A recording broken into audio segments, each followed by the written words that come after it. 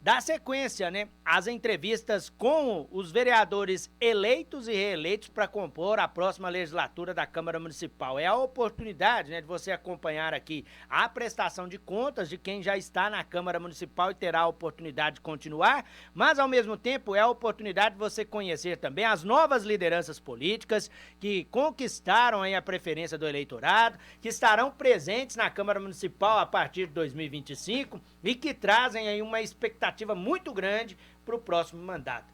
E é aí justamente esta oportunidade que você terá nesta manhã de quarta-feira, porque quem está comigo ao vivo aqui nos estúdios da Minas FM é a vereadora eleita pela Federação PT-PV-PC do B, a Kel Silva, que terá pela primeira vez a oportunidade de ocupar uma cadeira na Câmara Municipal de Divinópolis. Bom dia, viu, Kel? Primeiro, um prazer te receber aqui, seja bem-vinda.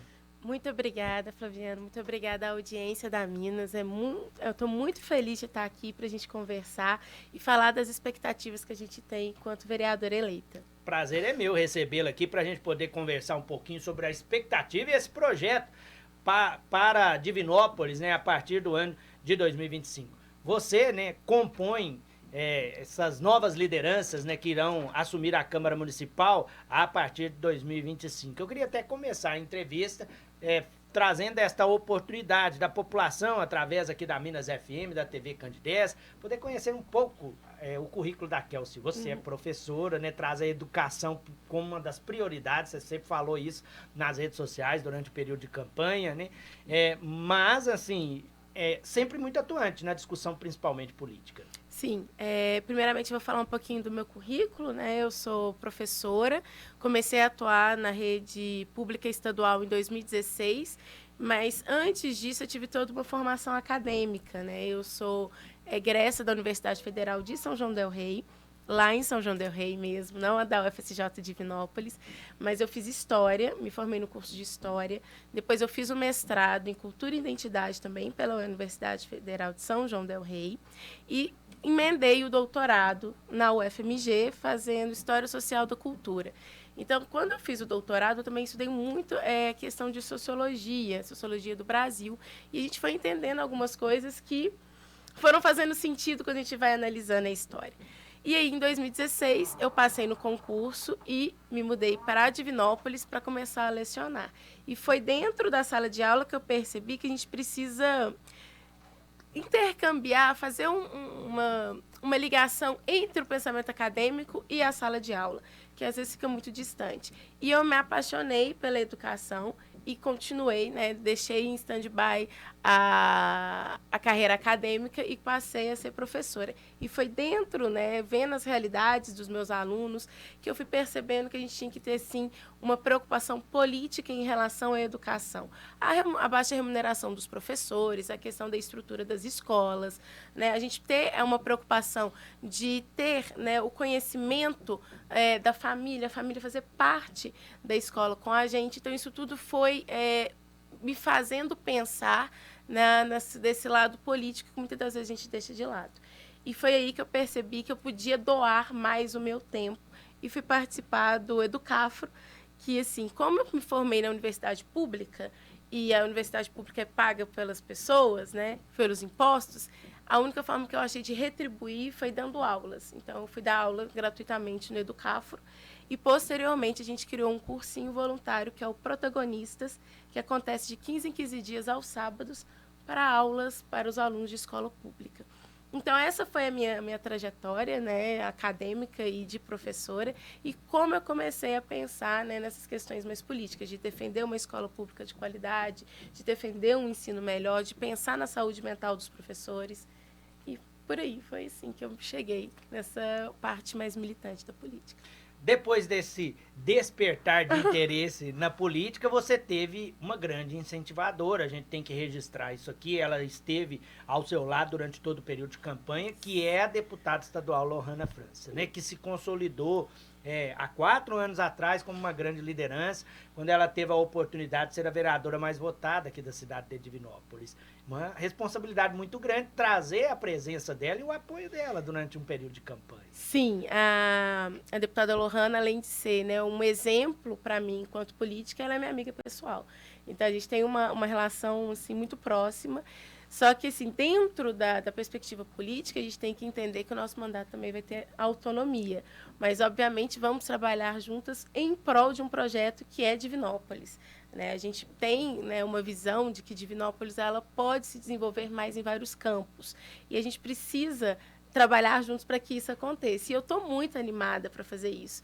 Porque agora eu saí de uma posição que era muito confortável, que é a posição, né, de fazer a crítica aos políticos para me tornar uma personalidade política e receber essas críticas. Então, a gente está bastante animado pela essa troca. E eu conto muito com o apoio da deputada Lohana para a gente conseguir fomentar todos os nossos projetos. A deputada sempre foi uma defensora da mulher na política, né? Ela sempre levanta com muita frequência essa pauta e defende realmente a presença da mulher na discussão política. Nós não tivemos um aumento da bancada feminina em relação a 2020, mas conseguimos repetir o mesmo feito, né? 2 mulheres na Câmara Municipal, entre elas você. Exatamente. Isso me deixou bastante, sim, triste, no sentido que, primeiro não, falar um pouquinho antes da Lohana, que eu acho que ela, como ocupa um lugar público, ela é um exemplo também para puxar outras mulheres, independente de qual pensamento político elas tenham.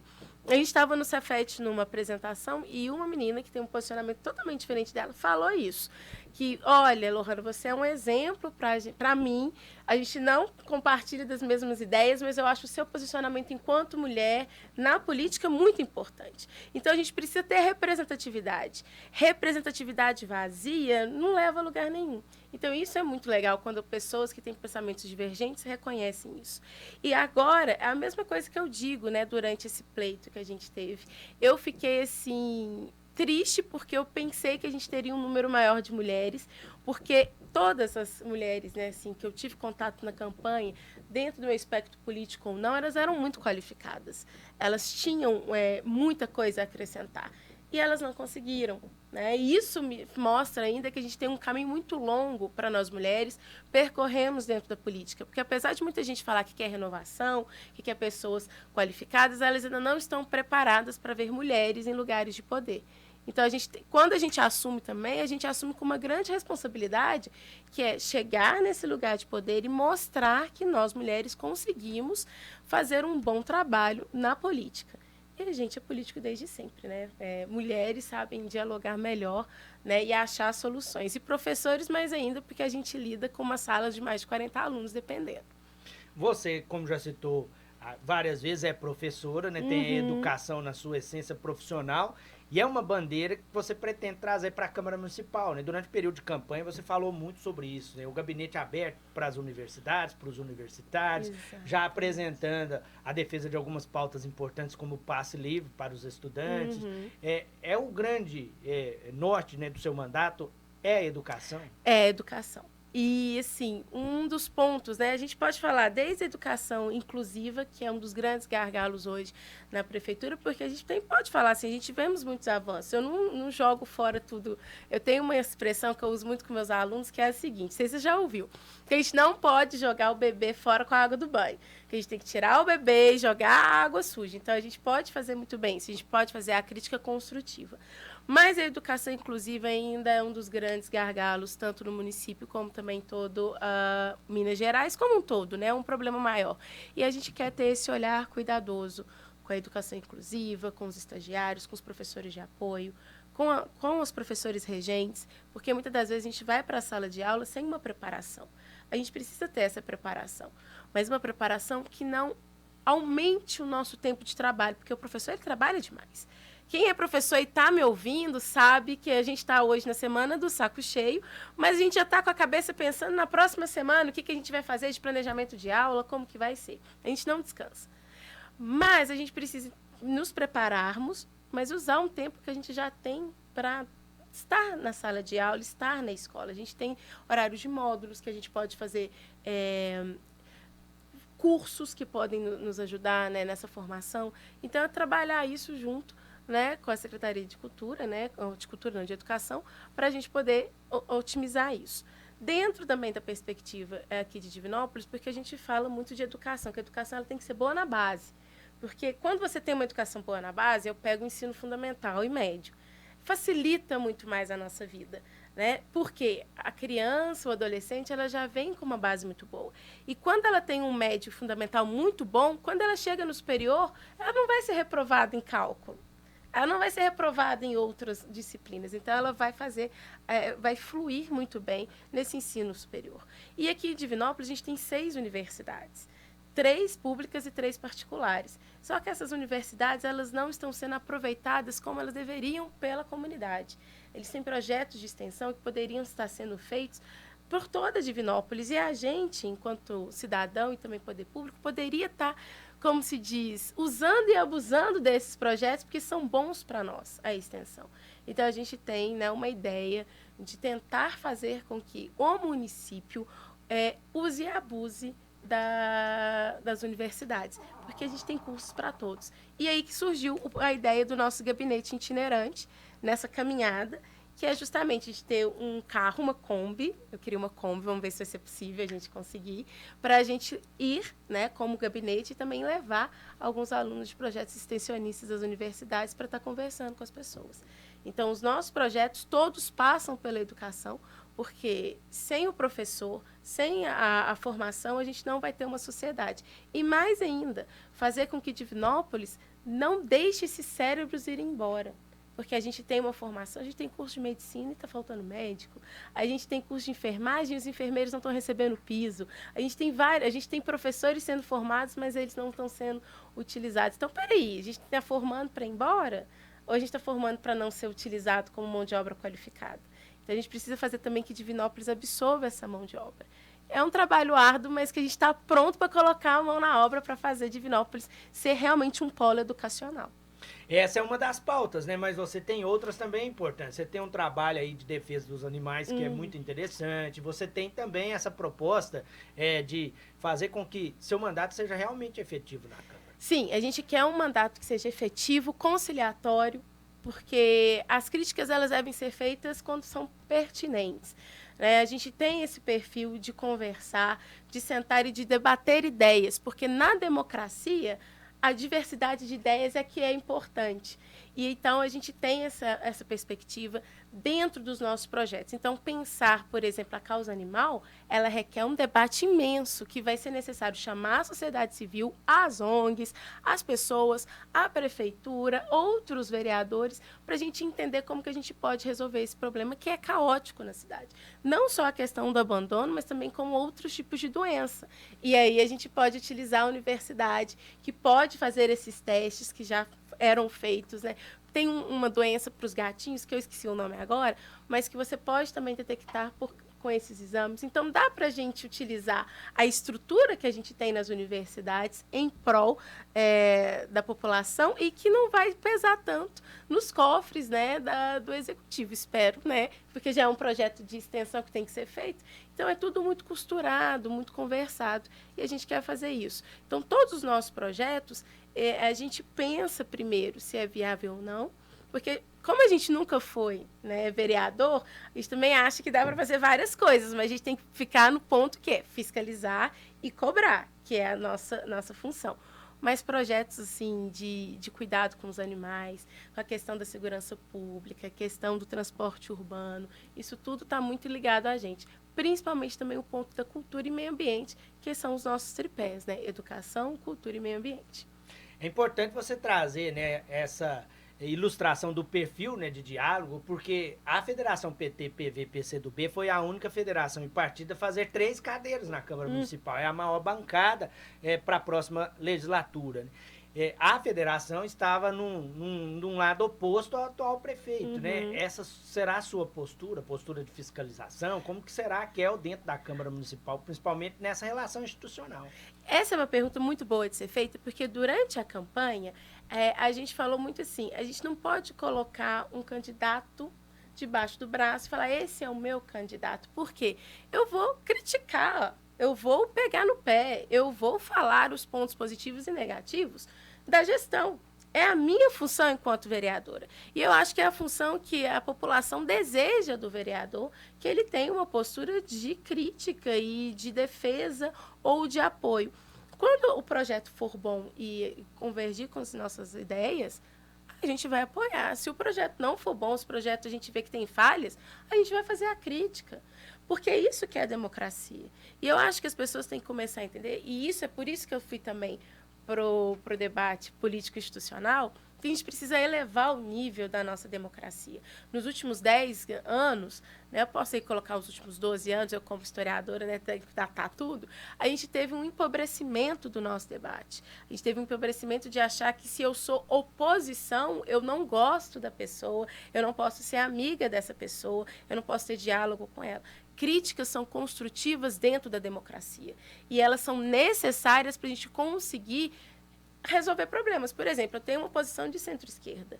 Eu vou conversar com uma pessoa que é centro-direita, uma pessoa que é de direita, porque a visão e a vivência que essa pessoa tem não é a mesma minha, e vice-versa. É nesse diálogo que a gente vai conseguir achar uma solução. E é isso que a gente está perdendo nesse processo democrático dos últimos anos.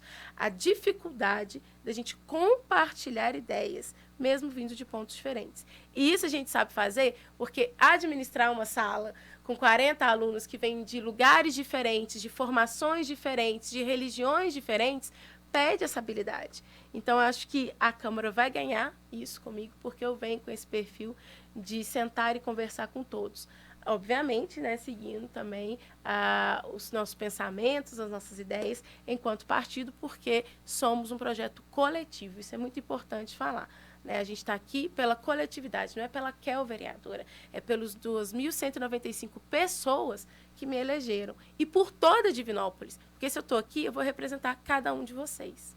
E passa pela Câmara discussões importantes na próxima legislatura. Você, inclusive, levantou alguns temas polêmicos durante a campanha. A questão, por exemplo, do DIVPREV, né, o Instituto de Previdência do Servidor. É algo que a Câmara Municipal, né, terá um papel importante. Isso aí a gente tem que discutir, muito bem discutido, senão a gente vai acabar, se não fizer, né? O prazo era 18 meses, se eu não me engano, ou 8 meses, agora números eu sou complicado. Mas o prazo já está acabando, porque era 18 meses antes da eleição, então já está correndo. Senão a gente vai seguir, né, o processo da União. E a reforma da Previdência da União, ela sangra muito, né, o servidor. Então, a gente vai fazer esse debate, a gente vai fazer essa defesa do servidor, porque eu também sou servidora pública. E a gente sabe que a corda sempre arrebenta para o lado mais fraco. Dentro dessa perspectiva, o servidor pode contar com a nossa defesa e com o nosso olhar cuidadoso para o caso, porque, né, a gente precisa fazer com que Divinópolis não seja onerada e os servidores também não percam nesse processo. E é claro que a população vai acompanhar todos esses debates aqui no programa Bom Dia Divinópolis, vai acompanhar também, claro, aí pela TV Candidez, Sistema MPA. Eu queria, em nome de toda a direção da emissora, desejar a você boa sorte, viu, nesse projeto que começa a partir do ano de 2025. Parabéns, viu, pela oportunidade de conquistar a preferência do eleitorado para estar presente aí na próxima composição da Câmara. Gente, muito obrigada. É uma responsabilidade imensa, né? Ser uma das 2 mulheres que vai ocupar a Câmara de Vereadores. A gente chega com uma responsabilidade muito grande, com uma votação expressiva para a minha primeira eleição. Confesso que eu fiquei muito surpresa e muito feliz com essa expressiva votação. E eu acho que as pessoas, elas querem isso, né? Eu acho que a população de Divinópolis, aquelas que não tiveram oportunidade de me conhecer, que estão me conhecendo agora também, podem contar, né, com todo o nosso preparo, com toda a nossa empatia, porque a gente também precisa ter empatia para ser político. Eu acho que isso é uma coisa muito importante, para a gente fazer uma Divinópolis que seja, assim, diversa, cultural, educacional, que seja realmente para todos. E mais ainda, inclusiva, que eu acho que são as coisas que a gente está mais precisando, né? Sem esquecer da empatia e da possibilidade da gente realmente esperançar Divinópolis em uma nova realidade. Parabéns, viu? E eu reforço aqui que a entrevista na íntegra, né, fica disponível para você no portal sistemampa.com.br. Logo após o programa, é só acessar o portal que você tem acesso à entrevista na íntegra.